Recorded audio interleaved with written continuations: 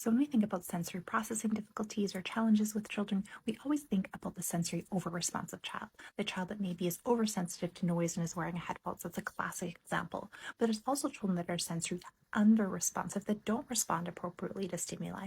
For example, that may be a child who appears to have a decreased pain threshold. And I say appear because that's a whole other conversation. The other piece, though, is the child who's really sensory seeking, who is craving and looking for that sensory input. And then there's children who have difficulty with sensory discrimination. They have a hard time telling the difference between different sensations. Just as an example, a child might eat a piece of fruit and have a hard time telling if it's rotten or if it tastes how it should be. That's just an example. And then there's a whole other class of sensory difficulties related to movements and motor movement. And I won't talk too much about that.